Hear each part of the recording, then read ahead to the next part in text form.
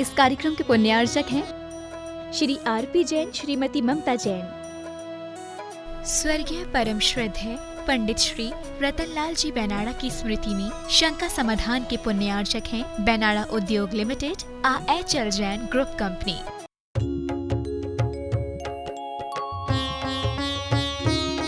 शंका समाधान। बोलिए संत शिरोमणि परम पूज्य ईश्वराचार्य गुरुवर विद्यासागर जी महामुनिराज की जय जय जय। बोलिए गुणायतन प्रणेता, शंका समाधान प्रवर्तक, भावना योग प्रवर्तक, प्रखर वक्ता परम पूज्य ईश्वर मुनिवर श्री प्रमाण सागर जी मुनिराज की जय जय जय। बोलिए परम पूज्य ईश्वर मुनिवर श्री अरह सागर जी मुनिराज की जय जय जय। प्रिय दर्शकों, पारस चैनल, जिनवाणी चैनल एवं प्रमाणिक ऐप के माध्यम से प्रसारित होने वाले आज के शंका समाधान कार्यक्रम से जुड़े देश एवं विदेश के सभी दर्शकों, श्रोताओं, श्रद्धालुओं का धर्म भावना समिति कटनी की ओर से हार्दिक हार्दिक अभिनंदन। मैं आपको लिए चलूँ शंका समाधान की ओर। इसके पूर्व रोज की तरह हम लोग पूज्य गुरुदेव की चरण कमलों में त्रिवार सामूहिक नमोस्तु निवेदित करते हुए उनके मंगल में आशीर्वाद से अपने को अभिषेक कर चितार्थ करेंगे। तो चलिए हाथ जोड़िए, मस्तक झुकाइए, बोलिए मेरे साथ, नमोस्तु गुरुदेव, नमोस्तु गुरुदेव, नमोस्तु गुरुदेव। बोलिए मुनिवर प्रमाण सागर जी महाराज जी की। बंधुओं, पूज्य गुरुदेव की प्रेरणा अनुरूप दयोदय महासंघ के लिए, जीव दया के लिए अभी अनवरत हमारे पास स्वीकृतियों का क्रम जारी है। आज भी कुछ स्वीकृतियाँ आई हैं, मैं अवश्य उनके नाम का उल्लेख करूंगा, आप उनकी अनुमोदना करेंगे। अलका जैन, अंकित जैन इलाहाबाद, इन्होंने, और नरेंद्र कुमार सुशीला समरिया वाराणसी, इन दोनों महानुभावों ने 51 हज़ार रुपये की राशि प्रदान की है। जोरदार अभिनंदन इनका। अजीत कुमार जैन, अंकुर कॉलोनी सागर, जयचंद, नवीन कुमार, सुमन, लता, मीनाक्षी एवं सेठी परिवार हैदराबाद, इन दोनों महानुभावों ने 21 हज़ार रुपये की राशि भेजी है। बहुत बहुत साधुवाद। मनीष जैन, रचिता जैन, शुभम जैन, एटा उत्तर प्रदेश, इन्होंने 15,000 रुपये की राशि प्रदान की है। बहुत बहुत साधुवाद इनको। और बंधुओं, श्रीमती स्वाति अंकित शाह, अहमदाबाद गुजरात, इन्होंने 13,000 रुपये की राशि प्रदान की है। बहुत बहुत साधुवाद। मंजू अनिल कुमार जैन, पटना, नजनी, मनोज, प्रतीक, गुढ़ा एवं अयांश जैन, भोपाल, श्रीमती महावीरी देवी, कमल कुमार, दिलीप कुमार, प्रदीप कुमार, अंकित पाटोदी, साड़म बाजार, बोकारो, झारखंड, श्री शीला जैन, साहिबाबाद, अरुण जैन, पटवारी, मकरोनिया सागर, मध्य प्रदेश, श्री प्रभा चंद जैन, अजमेर, और श्री राजेश मरवैया, गुड़ाचन ट्रस्टी, भोपाल, इन सभी महानुभावों ने 11 हज़ार रुपये की राशि प्रदान की है। सभी महानुभावों को बहुत बहुत साधुवाद, गुरुदेव का मंगलमय आशीर्वाद। और बंधुओं, अब मैं आपको लिए चलता हूँ शंका समाधान की ओर। इसके पूर्व मैं पूज्य गुरुदेव की अनुमति से प्रथम प्रश्न के लिए मैं प्रश्न उपस्थापित कर रहा हूँ। भोपाल से पूछ रही हैं अंजलि जैन। गुरुदेव, समाज में मान्यता है कि अधिमास और पितृपक्ष में कोई नया काम शुरू नहीं करना चाहिए, तो ये केवल मिथ्या है या जैन धर्म के अनुसार कोई इसका प्रमाण भी है? महाराज जी, मैं तो ये नहीं मानती हूँ, फिर भी इस बात से डरती हूँ कुछ अशुभ हो गया तो इस मान्यता से कैसे पुष्टि मिलेगी, इसके लिए क्या करना चाहिए? देखिए, ज्योतिष के नियमानुसार लोग अधिमास में कोई मांगलिक कार्य नहीं करते। हम तो ये जानते हैं कि 12 महीने सब काम होते हैं। अमावस को प्राय अशुभ मानते, भगवान महावीर का निर्वाण अमावस को ही हुआ, इसलिए इन सब बातों में बहुत ज़्यादा लकीर के फकीर नहीं बनना चाहिए। जैसी स्थिति हो उसके अनुरूप निर्णय लेना चाहिए। यदि कोई कार्य जरूरी है तो मुहूर्त शास्त्र कहता है मनोबल से सब काम संपन्न किए जा सकते हैं, मनोबल से बड़ा कुछ नहीं होता। इसलिए जब कभी ऐसी कोई बात आए, अपने मनोबल से उस कार्य को संपादित कर सकते हैं। जहाँ तक पितृपक्ष की बात है, जैन धर्म में इस तरह के किसी पक्ष की कोई मान्यता नहीं। पूज्य गुरुदेव, कटनी मध्य प्रदेश से सरल जैन कह रहे हैं, तिलगवां वाले परिवार की ओर से नमोस्तु। गुरुदेव, मेरा प्रश्न यह है कि मैंने सभी से उत्तम क्षमा कहा, तो किसी ने कहा कि तुमने कोई गलती नहीं की, तुम किस बात पर क्षमा मांग रहे हो? किसी ने कहा कि तुम कल फिर वही गलती करोगे, फिर उत्तम क्षमा क्यों मांग रहे हो? तो गुरुदेव, ऐसे लोगों को मैं क्या जवाब दूं, कुछ समझ में नहीं आ रहा। बहुत अच्छी बात, तुमने किसी से गलती नहीं की तो क्षमा क्यों मांग रहे हो, और कल फिर गलती करोगे तो क्षमा क्यों मांग रहे हो। बात तो सही है, क्षमा तो तब मांगो जब गलती की, और क्षमा मांगने का यथार्थ लाभ तभी है जब दोबारा गलती ना करो।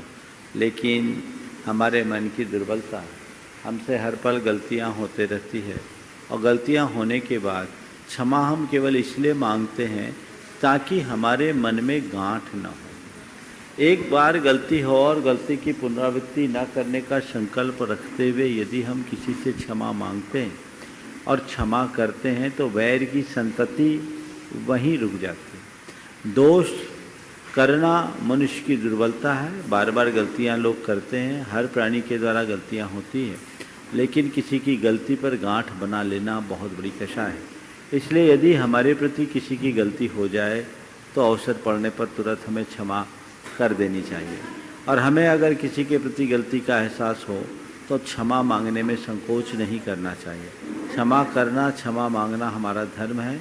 उस परिपाटी को आगे न बढ़ने दें, फिर भी पुनरावृत्ति हो फिर क्षमा मांग लें, क्योंकि बार बार गिर करके ही इंसान चलना सीखता है। इसलिए ऐसी बात कि फिर दोबारा गलती करेंगे तो क्षमा ही न मांगे, ये बात ठीक नहीं है, इससे गांठ और बढ़ेगी। पूज्य गुरुदेव, बंडा जिला सागर मध्य प्रदेश से अभिषेक जैन शांति नगर जैन मंदिर से पूछ रहे हैं, महाराज श्री एक वाक्य सुना है, यदि एक रेखा को छोटा करना है तो उसे सामान्यतः मिटाकर छोटा किया जा सकता है, अथवा उसके सामने एक बड़ी रेखा खींचकर भी उसे छोटा किया जा सकता है। तो गुरुदेव, आप इसे जीवन में किस प्रकार देखते हैं तथा हमें किस प्रकार अपने जीवन में इस उक्ति को घटाना चाहिए? हमारे गुरुदेव कहते हैं हमेशा अपनी लाइन लंबी करने की कोशिश करो, अपनी शक्ति दूसरे की रेखा को छोटी करने में लगाने की जगह अपनी रेखा को बढ़ाने की कोशिश में लगाओ। अगर हम इस तरह की रचनात्मक दृष्टि रखते हैं तो वो हमारे जीवन के लिए एक बड़ी उपलब्धि होती है, और हमें उसी हिसाब से अपना भाव रखना चाहिए। मैं हमेशा अपनी लाइन लंबी करने का हिमायती हूँ। महाराज श्री एक लौकिक गुरु को अपने दायित्व के निर्वहन में किन किन बातों का ध्यान रखना चाहिए जिससे वह अपनी प्रतिष्ठा को बनाए रखें एवं अपने शिष्यों को एक बेहतर इंसान बना सकने में सहयोग प्रदान कर सकें? गुरुदेव, आपके मार्गदर्शन की कृपा करें। देखिए, बहुत अच्छी बात, आज शिक्षक दिवस है। शिक्षक वो होते हैं जो हमें पढ़ाते हैं, लिखाते हैं। यद्यपि गुरु का स्थान बहुत ऊंचा है। ओम, गुरु का स्थान बहुत ऊंचा है। गुरु वो हैं जो हमारे अंदर के अंधकार को दूर करके हमारे आध्यात्मिक जीवन का पथ प्रशस्त करते हैं। पर जीवन में शिक्षक का बहुत महत्वपूर्ण स्थान है, क्योंकि हम अगर ज्ञान अर्जन न करें, अक्षर ज्ञान ना हो, अंक ज्ञान ना हो, तो हम कुछ कर नहीं सकते। कि मनुष्य की जीती जागती दो आँखें हैं, अक्षर और अंक। मनुष्य की जीती जागती दो आँखें हैं, अक्षर और अंक, अन्यथा छेद तो नारियल में भी होते हैं। अगर आँख है तो सही, आँख अक्षर और अंक है, उसे हम आत्मसात करेंगे तभी अपने जीवन में कुछ सार्थक उपलब्धि घटित कर सकते हैं।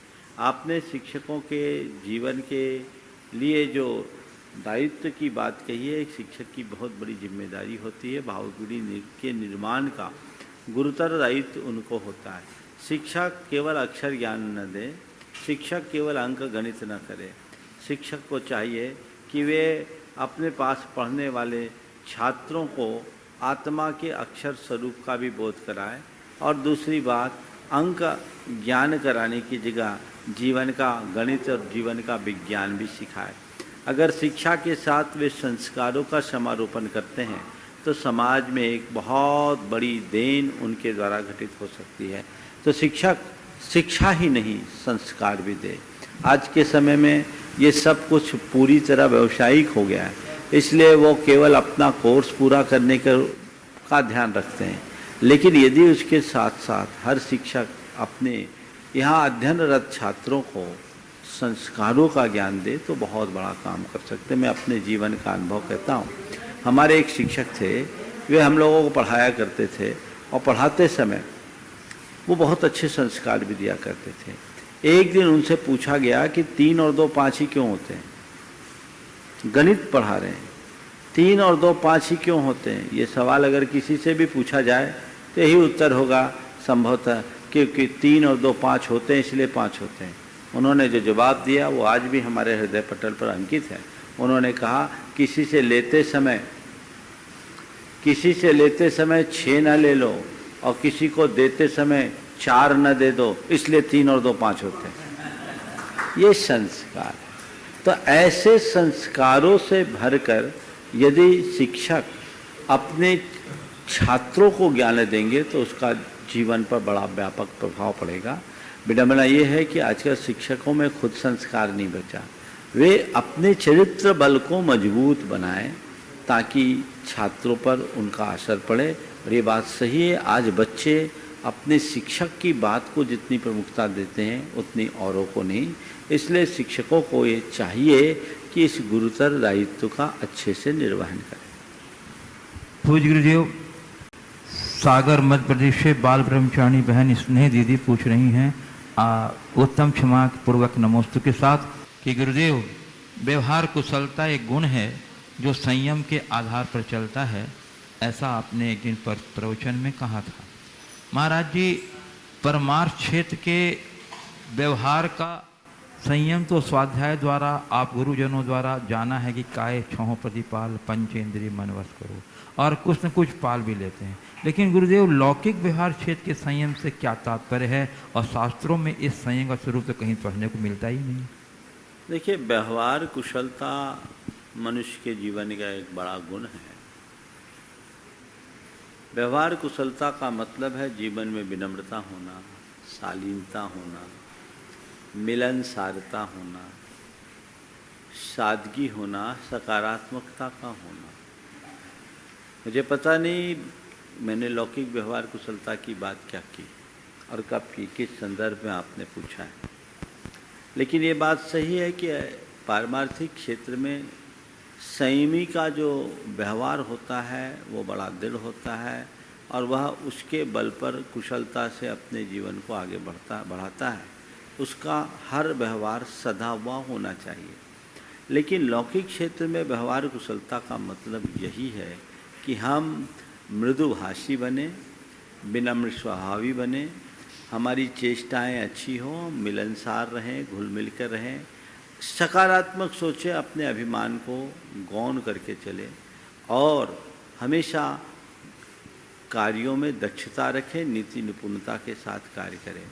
यह हमें गुरुजनों के सानिध्य से, बड़े जनों के संसर्ग से और जीवन के अनुभव से प्रकट होता है, जिसे हमें हमेशा आत्मसात करना चाहिए। पूज्य गुरुदेव, दिल्ली से श्रेया जैन कह रही हैं, देखो, व्यवहार कुशलता का एक उदाहरण दे रहा हूँ। ये अंदर से आता, सिखाया नहीं जाता। गुरुदेव के चरणों में हम लोग थे, 1993 की बात है, रामटेक में। अब गुरुदेव दीवार से टिके हुए थे। मैं उनकी सिर की मालिश करते करते थोड़े गर्दन को ऐसे दबा रहा था। ऐसा मन में आया कि पीठ की कर दूं। और गुरुजी का एक विशेष रहता है कि अगर कराना होता है तो कभी मना नहीं करते, और नहीं कराना होता तो पहले ही रिएक्ट कर देते। तो मैं थोड़ा, जितने देर तक मेरा हाथ गया, उनने कोई रिएक्शन नहीं किया। तो हमने कहा मामला तो बन जाएगा, लेकिन अब गुरुदेव से कैसे कहूँ कि आप थोड़ा आगे खिसको। उन्हें आगे खिसकने का कहना तो उनकी अवमानना है। तो चरणों में ब्रह्मचारी बैठे थे, संजय पनागर वाले। हमने कहा, संजय ये दीवार तो थोड़ी पीछे खिसका दो, ये दीवार तो थोड़ी पीछे खिसका दो। गुरुदेव ने कहा क्यों? हमने कहा मुझे बैठने के लिए जगह चाहिए, आपकी पीठ की मालिश करनी है। गुरुदेव ने सुना और खुद 2 कदम आगे आगे बोले, लो पीछे खिसका देता हूँ, और मेरा काम हो गया। तो ये है व्यवहार कुशलता। ये पढ़ने से नहीं आता, ये अनुभव से आता। हो सकता है मेरी जगह कोई दूसरा होता, गुरुदेव थोड़ा सा आप आगे से रखिए ना। ऐसा भी किया जा सकता था, विनम्रता से भी किया जा सकता था, पर वो सुसंगत नहीं था। किस समय क्या कैसा व्यवहार करना चाहिए, ये एक प्रतिभा होती है और यही मनुष्य के व्यक्तित्व को ऊंचा उठाती है। इसलिए हमेशा औचित्य गुण का ध्यान रखते हुए व्यवहार कुशलता से काम करना चाहिए। पूज्यदेव, दिल्ली से श्रेया जैन कह रही हैं, आजकल के समय में चॉइस ज़्यादा हो गई है, चाहे वो स्टडी में हो या लोगों के लाइफ में चॉइस ज़्यादा होने के कारण अपना डिसीजन मेकिंग कैसे करें। तो आपने कहा था कि माइंड में टारगेट सेट करके माइंड सेट करो कि हमें क्या करना है। तो गुरुदेव, अगर घर परिवार वालों से हमारे विचार की संगति नहीं बैठती है तो हम किस प्रकार टारगेट सेट करें? हम अपनी चॉइस को प्राथमिकता दें या घर वालों की चॉइस? देखिए, चॉइस होनी चाहिए, अच्छी चीज़ है, और चॉइस से व्यक्ति आगे बढ़ता है, लेकिन चॉइस भी अपने बैकग्राउंड को ध्यान में रखकर करना चाहिए। हमारी पारिवारिक पृष्ठभूमि क्या है, हमारी खुद की शारीरिक, मानसिक और बौद्धिक स्थिति क्या है, हमारी फाइनेंशियल बैकग्राउंड क्या है, इन सब को ध्यान में रखते हुए अपनी चॉइस रखना चाहिए। कई बार लोग हैं कि हमें अपनी चॉइस रखना चाहिए और उसी के अनुरूप देखना चाहिए, हमने अपना माइंड सेट बना लिया और उसी के अनुरूप अपना टारगेट फिक्स करके चलना शुरू किया, लेकिन हमें आगे पीछे का वातावरण भी तो देखना चाहिए। ऐसा कभी करो ही नहीं जिससे आपको मुँह की खानी पड़े या अनावश्यक तनाव और दबाव का शिकार बनना पड़े। जो पेरेंट्स अपने बच्चों को समय समय पर लाते हैं, उनके लिए कई बार गुरुजन संकट मोचक बन जाते हैं। तो मैंने उससे बात की, उसने कहा पापा ने मेरा सब कुछ ख़त्म कर दिया, मैं मेडिकल लाइन में जाना चाहता था, मेरे दोस्त आज कितने आगे बढ़ गए। मैं कहा, बोले देख ठीक है। मैंने उसकी बात पूरी सुनी, प्रेम पूर्वक सुनी। उसके बाद कहा, देख तू कहता था मेडिकल लाइन में जाना था, तो मेडिकल की लाइन तो आज भी तेरे पास खुली है, तेरा समय थोड़ी ख़राब हो गया, तू आज भी कर ले, लेकिन थोड़ी देर के लिए सोच, तू मेडिकल लाइन में चला भी जाता तो पहले एमबीबीएस करता, फिर पीजी करता, उसके बाद अपनी प्रैक्टिस जमाता। कोई ज़रूरी नहीं है कि तू बहुत कुछ कर सकता था, लेकिन तेरे पिताजी की जो इंडस्ट्री है, उनका बिजनेस है, उनका टर्नओवर, ये जमाया है, इससे तेरे को आज कितना आगे बढ़ने का मौका मिल रहा है। आज तू अगर पिताजी के बिजनेस को ठीक ढंग से संभाल करके और आगे बढ़ाता है तो कितने डॉक्टर तेरे आसपास आ सकते हैं। तुम उस चीज़ को देखो, जिनका कई सौ करोड़ का टर्नओवर है, वो व्यक्ति थोड़ी सी बात को लेकर के इस तरह के विचार करे, ये तो शोभा नहीं देता। तुम समझो, तुम्हारे पिताजी ने निश्चित, तुमको लगता है कि तुम्हारे कैरियर को चौपट किया, पर मुझे लगता है ऐसा करके उनने तुम पर उपकार ही किया है। तुम अपनी नकारात्मकता को छोड़ो। कोई ज़रूरी नहीं कि तुम डॉक्टर बन जाते तो भी सफल हो जाते, और कोई ये भी ज़रूरी नहीं कि तुम मेडिकल लाइन में जाने के बाद सफल होते ही। बहुत सारे लोग मेडिकल लाइन में जाते हैं, एग्ज़ाम्स देते हैं, पर सक्सेस नहीं हो पाते। तुम इंजीनियरिंग लाइन में गए हो, तुम्हारी इंजीनियरिंग कंप्लीट हुई और तुम्हारा खुद का इंडस्ट्री है, तुम उसी विषय में इंजीनियरिंग किए हो, मैकेनिकल इंजीनियर हो, और तुम्हारी कंपनी में तुम्हारा एक अच्छा रोल हो सकता है, तुम उसे संभालो। आखिर ये एम्पायर को कौन संभालेगा? तुम्हें ये लगता है कि मेरे पिता ने मुझे डॉक्टर नहीं बनने दिया, तो ऐसा करके तुम्हारे पिता ने तुम पर उपकार किया है, क्योंकि डॉक्टर बनने के बाद तुम्हें अपने कैरियर बनाने के लिए सब कुछ करना पड़ता, और आज तुम इंजीनियरिंग किए हो और केवल अपने पिता की फैक्ट्री को संभाल लोगे तो तुम अपने लिए बहुत कुछ कर लोगे और बहुत आगे बढ़ जाओगे। और तुम डॉक्टर बनना चाहते हो, कोई दिक्कत नहीं है। अगर डॉक्टर नहीं बन पाए तो इसका मन में मलाल मत करो, अपने पिताजी से बात करो, अपनी फैक्ट्री को अच्छे से चलाओ, और तुम चाहो तो अपने दम पर एक अस्पताल भी बना सकते हो, जिसमें चैरिटी भी कर सकते हो, और चाहो तो पैसा भी कमा सकते हो। कोई ज़रूरी नहीं कि तुम डॉक्टर बनो तो ही। दुनिया में बहुत सारे ऐसे लोग बड़े बड़े अस्पतालों के मालिक हैं जो खुद डॉक्टर नहीं हैं। तुम क्यों इस चीज़ को सोचते हो? मैंने उसको समझाया, उसका दिमाग ठीक हुआ। कहा, महाराज आज पहली बार मुझे किसी ने बताया, मैं आज जाकर अपने पापा से क्षमा मांगता हूँ। उसकी आंखों में आंसू हो गए थे। मैंने उसे बहुत भाव प्रवणता से समझाया था और उसका मन बदला और उसे लगा कि नहीं, पापा की चॉइस सही थी, और वो व्यक्ति आज अच्छे से काम कर रहा है और उसने एक अस्पताल भी खोल लिया है। इस घटना के लिए 8 वर्ष हो गए हैं और एक अस्पताल भी उसका चल रहा है जिसमें डॉक्टर से काम कर रहे हैं और उसको बहुत अच्छा लग रहा है। तो कहने का मतलब ये है कि कई बार अपने मन की चॉइस पूरी नहीं होने से लोग ऐसे गांठ बांध लेते हैं। हमें हमेशा बड़ों की सलाह को मानना चाहिए, वो अनुभवपूर्ण होते हैं। कई बार हमें लगता है कि हमारे लिए गलत दिख रहा है, पर कोई ज़रूरी नहीं कि वो गलत हो। वो हमें गलत दिखता है पर उनकी दृष्टि में अच्छा भी हो सकता है। इसलिए हमेशा इस पर तटस्थता से विचार करना चाहिए। पूज्य गुरुदेव, गोधरा गुजरात से श्री अशोक कुमार जैन पूरनचंद जैन कह रहे हैं, गुरुदेव आप कहते हैं कि मंदिर में मूर्ति के दर्शन नहीं बल्कि मूर्तिमान के दर्शन करना चाहिए, परंतु महाराज जी जब हम पारसनाथ भगवान की जय बोलते हैं तब हमें सिर पर सर्प वाली मूर्ति स्मरण आती है, और जब बाहुबली भगवान की जय बोलते हैं तब बेलें लिपटी खड़गासन मूर्ति स्मरण आती है। तो महाराज ये मूर्तिमान क्या है और इसका दर्शन कैसे करें? देखिए, अच्छा है, कम से कम पारसनाथ भगवान की जय से करते समय सर्प सहित मुद्रा वाले पारसनाथ ही दिखते, कोई और नहीं डोलता, और बाहुबली की जय में गोमटे सी दिखते हैं और कोई नहीं दिखता। ये अच्छी बात है।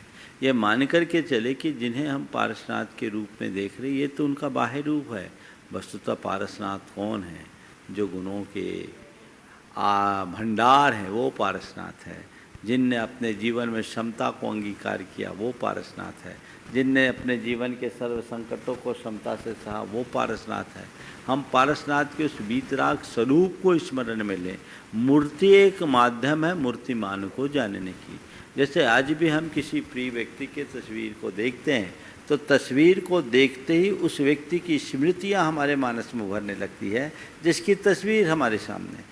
जानने के लिए तो हमें मूर्ति ही चाहिए। तस्वीर देखकर उस व्यक्ति के विषय में हम अपनी स्मृतियों को ताजी करेंगे और हमारा जुड़ाव होगा। इसी तरह जानने में तो मूर्ति ही आएगी, पर ये समझे ये मूर्ति वो नहीं है, इस जिस गुण की ये मूर्ति है वो हमारा आराध्य है। तो मूर्ति के माध्यम से हम मूर्तिमान को पूजें, अर्थात उनके गुणों का चिंतन करें। पूज्य गुरुदेव, गंज बसौदा से बाल ब्रह्मचारिणी बहन विभा दीदी उत्तम क्षमापूर्वक नमोस्तु करते हुए कह रही हैं, गुरुदेव ये जो पढ़ा था कि धार्मिक जीवन की शुरुआत पाप के डर से होती है, वहीं यह भी वहाँ उल्लेख मिला कि पाप के डर से भागो मत जागो। महाराज श्री दोनों में हमें कुछ विरोधाभास सा प्रतीत होता है, कृपया समाधान करें। देखिए, पाप के डर से धर्म करना अच्छी बात है, पर बहुत अच्छी बात है। पाप के डर से धर्म करने वाला केवल पुण्य करेगा, लेकिन आत्महित के लिए धर्म करने वाला व्यक्ति सबसे ऊपर उठेगा। एक लोक भय है, एक परलोक भय है, समझ गया? एक पाप का भय है जो लोक और परलोक के भय से जुड़ता है, लेकिन एक आत्म भय है, आत्मा का अहित न हो जाए। इस प्रकार की भावना जब मन में जगती है तो धारा बदल जाती है। इसलिए उत्तम यही है कि पाप से डर कर नहीं, जीवन को संभालने के लिए धर्म करो। पाप का डर तो प्रारंभिक भूमिका की बात है। पाप से डरकर आप कहीं भागोगे भी तो क्या होगा? पाप तो आपका पीछा करेगा। तो पाप से डरो मत, पाप करने से बचो, आत्मा को जगाओ। जो जागृत आत्मा होती है वही अपने जीवन का वास्तविक कल्याण कर सकती है। इसलिए हमें भागना नहीं, जागने की बात है, क्योंकि पाप तो हमेशा हमारे पीछे चलता है। जो आत्म जागरूकता के साथ धर्म करते हैं, पाप उनका कभी कुछ बिगाड़ नहीं करता। वो पाप करने से डरते हैं, पाप करके नहीं, पाप से नहीं। पाप कितना भी उदय में आए उसे सहज भाव से स्वीकार करो, अपनी आत्मा को जगाओ और जीवन को आगे बढ़ाओ। जो पाप से डरते हैं वो पापोदय में विचलित हो जाते हैं, और जो जागते हैं उनके जीवन में चाहे जैसा पापोदय आए कुछ भी बिगाड़ नहीं होता।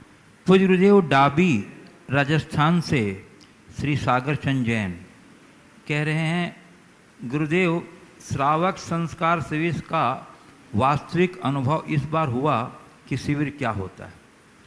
अब तक तो इसके बारे में सुनते आए थे और अब की बार सहभागी बनकर बहुत अच्छा लगा।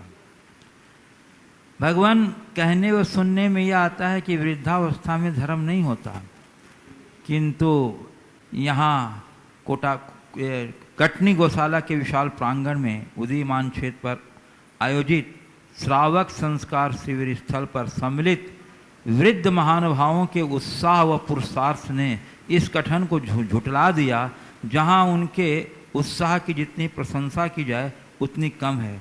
गुरुदेव, जिज्ञासा है कि उत्साह का राज क्या है?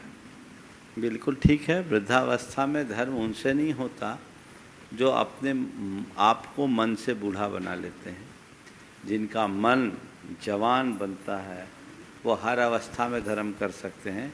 उदाहरण के लिए विमल जी खुद ही हैं, 74 पार कर चुके हैं और मस्त हैं। तो ऐसा नहीं है। निश्चित इस बार के शिविर में यहाँ के श्रावक जन जितने थे सब 60 से ऊपर वाले ही थे, कुछ युवा भी थे, लेकिन ज़्यादातर 60 से ऊपर वाले थे। पर जिसका मन जागरूक है, जिसके अंतरंग में उमंग है, वह वृद्ध होने पर भी वृद्ध नहीं होता। आपने पूछा इस उत्साह का राज क्या है? धर्मानुराग। धर्म के प्रति अनुराग होगा तो उत्साह अपने आप जगता है। अनुराग से रुचि बढ़ती है और रुचि से उत्साह। तो आप धर्म क्षेत्र में मंद उद्यमी न बने, उत्साहित रहिए। आप बहुत सारे वृद्धों को देखोगे कि उम्र पार करने के बाद भी अपने व्यापार में पूरी निपुणता के साथ जुटे रहते, तत्परता के साथ जुटे रहते। 75-80 पार कर देने के बाद भी बड़ी दक्षता और कुशलता से व्यापार करते हैं। क्यों? क्योंकि उनकी उधर रुचि है। इसी तरह जो धर्म क्षेत्र में आते हैं, जिनकी प्रारंभ से धर्म की रुचि होती है, उनके अंदर उत्साह अपने आप बढ़ता है। उम्र पार कर जाने के बाद भी वो पीछे नहीं रहते हैं। और मैंने तो कई बार देखा, जिनके प्रारंभिक दौर से धार्मिक अभिरुचि रही है, उनका उत्साह अच्छे अच्छे जवानों से अच्छा है। इसलिए रुचि जगाइए। ये बात सही है, बुढ़ापे में रुचि मुश्किल से जगती है। जो जवानी से धर्म रुचि वाले होते हैं, उनकी अंत तक रुचि बनी रहती है और वो रुचि उनको जवान बनाए रखती है अंत तक। इसलिए बुढ़ापा आने से पहले अपनी रुचि को जगा लो, ताकि बुढ़ापे में भी आप जवान बने रहो। पूज्य गुरुदेव, दिल्ली से गुणायतन के शिरोमणि संरक्षक श्री आशीष जैन चावल वाले नमोस्तु पूर्वक कह रहे हैं, गुरुदेव आज टीचर्स डे है और मेरा गुरु ही मेरा टीचर है और मैं बहुत कृतज्ञ हूँ अपने गुरु के, जिन्होंने मेरे जीवन को परिवर्तित किया है। गुरुदेव, उनकी जिज्ञासा है कि शिक्षक और सड़क दोनों एक जैसे होते हैं, खुद जहाँ है वहीं पर रहते हैं, मगर दूसरों को उनकी मंजिल तक ही पहुँचा देते हैं। गुरुदेव, इसका क्या रहस्य है? बिल्कुल सही है। शिक्षक और सड़क एक जैसे होते हैं, दोनों अपनी जगह रहते हैं, पर सामने वाले को अपनी मंजिल तक पहुंचा देते हैं। आपने पूछा है इसका क्या रहस्य है? शिक्षक का काम है ज्ञान देना और सड़क का काम है लोगों को आगे बढ़ने में सहायता देना। शिक्षक हमें ज्ञान देते हैं, सड़क हमें रास्ता दिखाता है। निश्चित सड़क नहीं चलता, लेकिन सड़क का इस्तेमाल करके चलने वाले राहगीर अपने मंजिल तक पहुंचा देते हैं। शिक्षक हमें ज्ञान देते हैं और उस ज्ञान का आश्रय लेकर हम अपने जीवन को बहुत आगे तक पहुंचा सकते हैं। तो इस बात को हमें समझना चाहिए, कितनी भी अच्छी सड़क हो, मंजिल पर हम तभी पहुंच पाएंगे जब हम खुद चलना चाहेंगे। सड़क हमें नहीं पहुंचाता, पहुंचना हमें खुद पड़ता है। कितना भी अच्छा शिक्षक हो या कितने भी उच्च गुरु हो, हमारा उद्धार तभी होगा जब हम उनका आश्रय और आलम्बन लेकर स्वयं को आगे बढ़ाने की कोशिश करेंगे, तब हम अपने जीवन का उद्धार कर पाएंगे। ये इसका आशय है। पूज्य गुरुदेव, दिल्ली से कुमार कुणाल जैन मेट्रो, सुपुत्र श्री मुकेश कृति जैन गुणायतन ट्रस्टी, उनकी जिज्ञासा है गुरुदेव कि धर्म को युवाओं के सामने कहानियों के रूप में प्रस्तुत किया जाता है। हर धर्म की अपनी अपनी कहानी है और हर कहानी का अपना अपना हर कहानी का कंक्लूजन समान है। बहुत सारे धर्म और जातिवाद की वजह से हमारे समाज में नकारात्मकता बढ़ रही है। गुरुदेव, मेरा प्रश्न ये है कि इन अलग अलग धर्म और जातिवाद से ऊपर उठकर हम वास्तविक धर्म को कैसे समझें और बीइंग रिलीजियस से बीइंग स्पिरिचुअल कैसे बने? अलग अलग धर्म और जातिवाद से ऊपर उठकर हम धर्म के मूल स्वरूप को कैसे बने, बीइंग ए रिलीजियस की जगह बीइंग ए स्पिरिचुअल हम कैसे बने? देखिए, स्वाभाविक है, जितने भी धर्म हैं सबकी अपनी अपनी परंपराएं हैं और जैसी परंपराएं हैं, जैसा विश्वास है, वैसी परंपराएं उसी के अनुरूप चलते हैं। हमें एक बात देखना चाहिए, धर्म अलग अलग हैं, लक्ष्य सबका एक है। हमें जो समझ में आए हम उसका अनुकरण करें, पर एक दूसरे की आलोचना न करें। पहला काम तो ये होना चाहिए। धर्म हमें रास्ता दिखाता है। हमें एक जगह से मान लीजिए दिल्ली जाना है, 10 रास्ते हैं। अब हमें ये चूज करना है कि मेरे लिए सबसे कंफर्टेबल रास्ता कौन सा है जिसमें मैं सकुशल पहुंच सकूं। लक्ष्य हमारा अपनी आत्मा के कल्याण का है और जिससे हमें सुगमता से आगे बढ़ने का सुअवसर मिले, हमें उस रास्ते को चुनना चाहिए और वही उस व्यक्ति का धर्म है। लेकिन धर्म का ढोल पीटने से कल्याण नहीं होगा। धर्म के साथ हम तभी कुछ कर पाएंगे जब हम उसका अनुकरण करें। धर्म के गीत गाना हमारे धार्मिकता को प्रकट करता है और धर्म को आत्मसात करना हमारी आध्यात्मिकता का उदाहरण बनता है। तो हम अगर रिलीजियस से स्पिरिचुअल बनना चाहते हैं तो केवल धर्म के गीत गाना बंद करें, धर्म को आत्मसात करने की कोशिश करें। अगर हम धर्म को आत्मसात करने की प्रक्रिया में आगे बढ़ते हैं, निश्चित वो हमारे जीवन के रूपांतरण का आधार बनता है और हम अपने जीवन में एक बड़ी उपलब्धि घटित कर सकते हैं। पूज्य गुरुदेव, खंडवा मध्य प्रदेश से डिप्टी कलेक्टर खंडवा श्रीमती अनुभा जैन नमोस्तुपूर्वक पूछ रही हैं गुरुदेव कि देव शास्त्र गुरु पूजन में हम पढ़ते हैं, यह मोह तड़क कर टूट पड़े प्रभु सार्थक फल पूजा तेरी। परंतु गुरुदेव, उम्र बढ़ने के साथ साथ राग और मोह न तो टूटता है और न कम होता है, अपितु बढ़ता ही जाता है, ऐसा क्यों? घर के बाहर एक पेड़ लगा हो और उसमें रोज हम खाद पानी देते जाएं और ये सोचें कि ये पेड़ कब जले, इसकी होली मनाएं, तो क्या कभी संभव है? हम मोह को विनष्ट करने की बात सोचते हैं पर 24 घंटे मोह को ही पुष्ट करने की क्रिया में लगे रहते हैं, तो मोह विनष्ट कैसे होगा? मोह को वही विनष्ट कर सकते हैं जिनके अंदर आत्मज्ञान प्रकट हो चुका होता है। आत्मज्ञान के बल पर मोह का शमन होता है। आत्म जागरूकता हो, आत्म पहचान हो, मोह नष्ट हो, आत्म कल्याण की बात हो। लेकिन ज़्यादातर लोग मोह नष्ट करने की बातें भले करते हैं पर पुष्ट उसे ही करते हैं।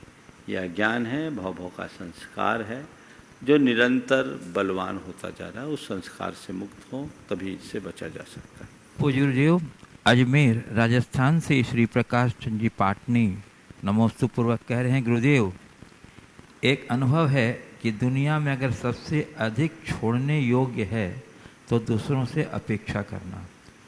तो गुरुदेव ये बहुत मुश्किल है, अपेक्षा करना कैसे छोड़ें? अपेक्षा करना कैसे छोड़ें? पुराने अनुभवों को याद करो और उस दुख को सामने लाकर देखो कि जब जब मैंने अपेक्षाएं की है तो उसका अंजाम क्या हुआ है। ये दृष्टि अपने अंदर आएगी कि नहीं, ये ठीक नहीं है, राह बदल जाएगी। लेकिन हम लोग अपने पुराने अनुभवों को भूल जाते हैं, फिर सोचते चलो अभी तक जो हुआ सो हुआ, आगे एक बार और देखें। मनुष्य जब तक अपने अनुभवों से सीख नहीं लेता, जीवन में बदलाव घटित नहीं हो सकता। पूज्य गुरुदेव, कटनी मध्य प्रदेश से शूरभी सतीश जी जैन पाटन परिवार। गुरुदेव, इनकी जिज्ञासा है कि क्रोध प्रत्येक प्राणी का जन्म सिद्ध अधिकार है और वह प्रत्येक छोटे और बड़े प्राणियों में रहता है। यह क्रोध किस कैटेगरी में रहता है, कब तक रहता है और कैसे शांत होता है? तो उन्होंने कुछ आपने दिए हैं ऑप्शंस। गुरुजनों का क्रोध, क्षत्रियों का, ब्राह्मणों का, वणिकों का, जमींदारों का और विद्वानों का और बच्चों का। तो कृपया समाधान करें। पहले तो अपने वाक्य को सुधार लें। क्रोध हमारा जन्मसिद्ध अधिकार नहीं, हाँ क्रोध हमारा जन्मजात विकार हो सकता है। हर प्राणी के अंदर क्रोध है और वो जन्मजात विकार के रूप में है, अधिकार के रूप में नहीं है। स्वभाव में अधिकार होता है, विभाव में नहीं। तो ये जन्मजात विकार है और निश्चित इस विकार से हर कोई प्रभावित नहीं होता, अलग अलग है। क्रोध के अनेक प्रकार अनेक अनेक दृष्टियों से बताएं। मैं आज 3 दृष्टि से आपको क्रोध का विश्लेषण बताना चाहता हूँ। एक है तामसिक क्रोध, एक राजसिक क्रोध और एक सात्विक क्रोध। तामसिक क्रोध दूसरों को सताने के लिए जो क्रोध किया जाता है उसको बोलते हैं तामसिक क्रोध। वह क्रोध का सबसे प्रचंड रूप होता है। ऐसा व्यक्ति अपने और पर के हिताहित का विचार किए बिना पूर्णतः नियंत्रणहीन होकर क्रोधपूर्ण व्यवहार करता है। ये तामसिक क्रोध जो कतई उचित नहीं माना जाता, सबसे घटिया क्रोध है। राजसिक क्रोध, क्रोध का कारण आने पर जो क्रोध करता है और वो अपने अहंकार को पुष्ट करने के लिए करता है, ये राजसिक क्रोध है। यह क्रोध भी बहुत अच्छा नहीं माना जाता। तीसरा क्रोध है सात्विक क्रोध। तो सात्विक क्रोध वह है जो सामने वाले के हित के लिए किया जाता है। कभी कभी गुरु भी कृत्रिम क्रोध प्रकट करते हैं, माँ बाप अपनी संतान पर क्रोध करते हैं। उसके पीछे सामने वाले को प्रताड़ित करना या दंडित करने का मनोभाव नहीं होता। उसके पीछे केवल एक ही भाव होता है कि इसमें इसका हित हो जाए। तो ये सात्विक क्रोध है, समझ गए। और क्रोध के उत्तम, मध्यम, जघन्य, ये 3 भेद कहे गए हैं। और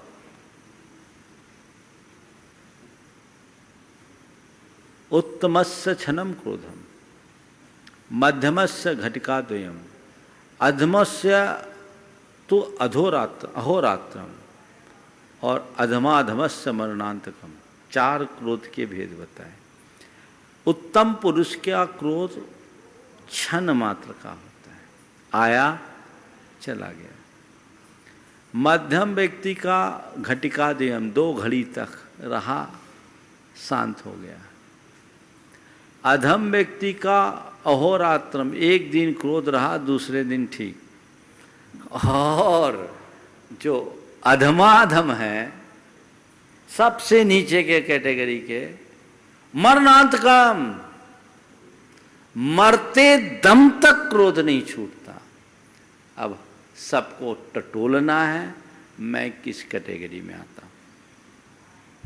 गुरुदेव सागर गोपालगंज से श्रीमती किरण राजेश जैन कह रही हैं, गुरुदेव हमारे प्रति लोगों का व्यवहार 4 प्रकार से होता है: सहानुभूति, सलाह, सहयोग और आलोचना। जब हमें कोई संकट में पड़ा देखता है तो यह कह देता है कि हमने पहले ही कहा था। तो गुरुदेव यह सहानुभूति है, सलाह है या आलोचना है? क्योंकि संकट में तो सहयोग तो भगवान पर भरोसा और इंद्रियों पर नियंत्रण। व्यवहार में 4 बातें: सहानुभूति, सहयोग, सलाह और आलोचना। किसी के साथ कुछ घट जाने पर ये टिप्पणी कि हमने तो पहले ही कहा था, विशुद्धतया इसमें न सहानुभूति है, न सलाह है, न सहयोग है। ये विशुद्धतया एक प्रकार की आलोचना है, जो इस बात का एहसास करा रहा है कि तुमने हमारी सलाह को नहीं माना। ये नहीं होना चाहिए। मैं आपको बताता हूँ, एक ही घटना में सहानुभूति भी हो, सलाह भी हो, सहयोग भी हो और आलोचना भी हो। कैसे हो सकती है समालोचना? सहानुभूति, सहयोग, सलाह, सहयोग और समालोचना। एक व्यक्ति गिर गया और गिर के चोटिल हो गया, हाथ पांव छिल गए। अरे भगवान, बहुत चोट लगी, बड़ा कष्ट हो गया, कैसे गिर गए? भैया कोई बात नहीं, चलो मैं तुम्हें डॉक्टर तक ले चलता हूँ, पर थोड़ा ध्यान रखना चाहिए। ध्यान रखना चाहिए गाड़ी चला रहे थे, थोड़ी हेलमेट लगा लेते तो बच गए और सेफ रहते। ठीक से चलाना चाहिए, गाड़ी चलाते समय ध्यान रखना चाहिए। क्या बताऊं, आजकल की नई पीढ़ी सुरक्षा के प्रावधानों का पालन ही नहीं करती। चारों बातें आ गई कि नहीं आई? आ गई, पर क्या करे, सब वन वे चलते हैं। चारों की जरूरत थी, और ये चारों जो करता है वो व्यक्ति बहुत व्यवहार कुशल माना जाता है। हम सलाह भी दें, सहयोग भी करें, समालोचना भी करें, पर सहानुभूति पहले होनी चाहिए। दुख में पड़े व्यक्ति के प्रति अगर आपके मन में सहानुभूति नहीं है तो आपके अंदर सहयोग का भाव ही नहीं होगा और आपके सलाह का कोई मूल्य ही नहीं होगा, और वो आलोचना सामने वाले को चुभेगी। अगर सहानुभूतिपूर्वक सहयोग करते हुए आप किसी को कोई सलाह देते हैं, सहज स्वीकार होगी, बल्कि आपकी आलोचना को भी वह अपने लिए आदर्श बना सकता है। बंधुओं, पिछले दिनों में आपको बताया था कि पूज्य गुरुदेव के जितने भी साहित्य हैं उनका प्रकाशन निर्गंध फाउंडेशन भोपाल से होता है, जिसका कुशल संचालन श्री विकास जी गोधा करते हैं। अभी जो गुरुदेव के वर्तमान में जो साहित्य बहुत प्रचलित है, बहुत लोकप्रिय हुआ है, उसमें कहरा जीवन का जो रतलाम में होता प्रवचन, उसमें क से लेके ह तक के सभी अक्षरों पर 33 प्रवचनों का संग्रह है, और इतने उपयोगी संग्रह है उनमें प्रवचनों का जो हमारी जीवन की दिशा और दशा को परिवर्तन करने में बहुत सहायक है। गुरुदेव के साहित्य को पढ़ करके न जाने कितने के जीवन में बहुत क्रांतिकारी परिवर्तन आया है, और बहुत लोगों ने अपने जीवन को सम्यक दिशा दी है। मैं इसलिए बार बार आपको इसलिए कहता हूँ कि गुरुदेव की असीम अनुकंपा का हम लोग पूरा लाभ उठाएं। तो ये मैं आपको बात बताई मैंने कहरा जीवन का, और अभी दशलक्षण पर्व के समापन के अवसर पर दो ग्रंथ, 2 साहित्य का प्रकाशन हुआ। 4 बातें भाग 6, जिसके अंतर्गत जिसका विषय है धम्मम शरणम गच्छामि। इसके अंदर धर्म के 10 लक्षणों का 10 प्रवचन है, बहुत ही सारगर्भित है।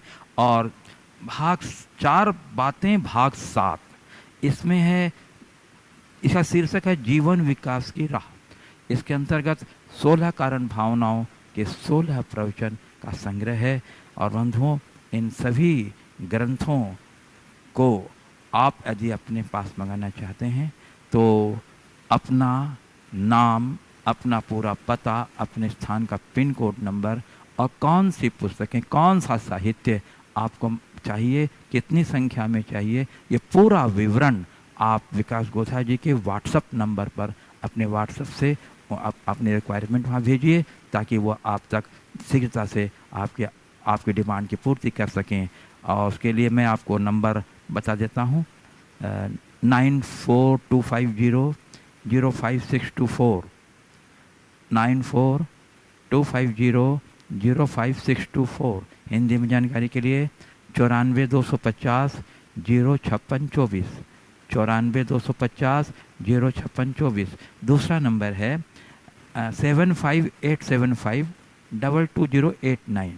फिर से सुन लीजिए, 75875222089। हिंदी में जानकारी के लिए 75 875 22 089, 8 पर 9 89। पुनः सुन लीजिए, 75 875 22 089। तो आप अपनी जिज्ञासा शीघ्र भेजिए उनके पास।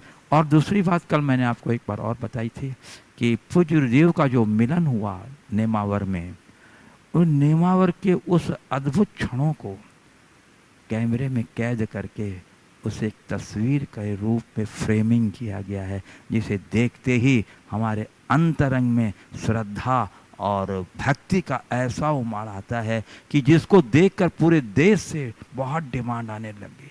क्योंकि इसी चित्र के माध्यम से श्रावक संस्कार शिविर के पुण्यार्जकों का यहाँ की धर्म भावना समिति ने सम्मान किया था, जिसे देख करके पूरे देश से इसके लिए जिज्ञासाएं आई। तो उनके जिज्ञासाओं को ध्यान में रखते हुए यहाँ पर इस को काफ़ी संख्या में तैयार किया गया है। और इसके लिए आपको संपर्क करना है हमारे बबलू जी से, नवीन जी से, जो बहुत उत्साही युवा हैं।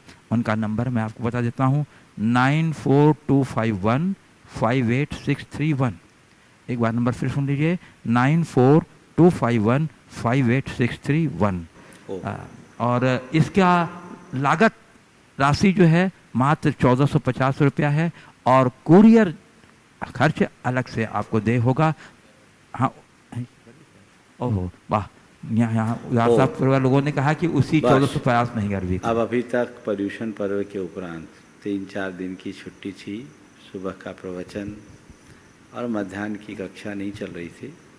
हर वर्ष मैं पर्यूषण के बाद कुछ दिन का ब्रेक लेता हूँ ताकि आप लोगों को भी और हम लोगों को भी हो। आप लोगों को तो फिर भी साप्ताहिक छुट्टी हो जाती है, हम लोगों की वही कम होती। कल से फिर से प्रातःकाल का प्रवचन, कल क्षमावाणी के संदर्भ में प्रवचन लाभ आप सबको मिलेगा। और दोपहर में ठीक 3 बजे से जो तत्वार सूत्र की कक्षा लगती थी 4थे अध्याय की, और आपके रत्नगण सावकाचार्य की वो कक्षा चलेगी। वो प्रमाणिक ऐप के माध्यम से जो लोग ऑनलाइन सुनते आ रहे हैं वे फिर से अपने जुड़े और अपने परिचितों को इसकी सूचना दे दें ताकि सारे कार्यक्रमों का सभी लोग लाभ ले सके और पुनः उत्साह के साथ जुड़ करके इस पूरे के पूरे प्रसंग का लाभ ले, आनंदित हों। समय आप सबका हो रहा है, मैं यहीं पर विराम ले रहा हूँ। बोलिए परम पूज्य आचार्य गुरुवर श्री विद्यासागर जी महाराज की, मुनिवर प्रमाण सागर जी महाराज की जय। मुनिवर अरह सागर जी महाराज की जय।